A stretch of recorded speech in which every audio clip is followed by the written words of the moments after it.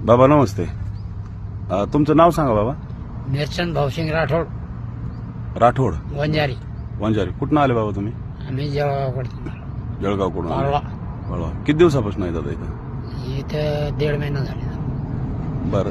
आता इथं मुलं आहेत का बाबा? इथं मुलं 25 एक मुलं आहेत.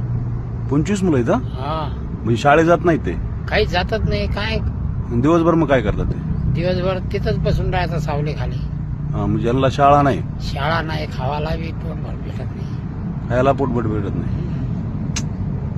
तुम्ही आज काय करता इथं आता?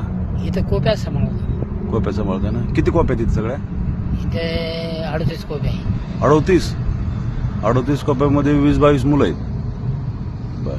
म्हणजे तुम्हाला काय वाटतं, काय अपेक्षा, म्हणजे कसं आम्ही काय मदत करू शकतो तुम्हाला? तुम्ही जर संस्था दिली बा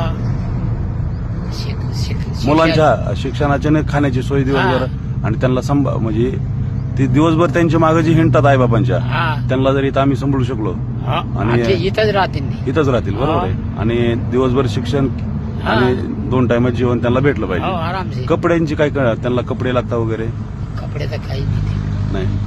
तर आता एवढी थंडी पडली बाबा, मग त्यांना थंडीचं संरक्षण कसं करणार? कपडे हे बा आता हा, लोक काय सांगतात, एक झावर जर असते तर त्याच्यात बी राहून जातात. हा, बरोबर आहे. बरोबर. चालेल, आम्ही तुम्हाला शक्यतो मदत करण्याचा प्रयत्न करू. तुमचं नाव एक बार परत सांगा. मिरचंद भाऊसिंग राठोड. बघा, या ठिकाणी जवळजवळ 38 अशा खोप्यात ऊसतोडीवाल्यांच्या आपण पाहू शकतो. इथं 20 ते 22 मुलं शिक्षणापासून वंचित आहेत, आणि त्यांची माफक अपेक्षा आहे की बाबा मुलांना 2 टाईमचं जेवण आणि थोडंसं त्यांना शिक्षण भेटलं पाहिजे. अशा प्रकारच्या पलीकडे खोप्या आहेत.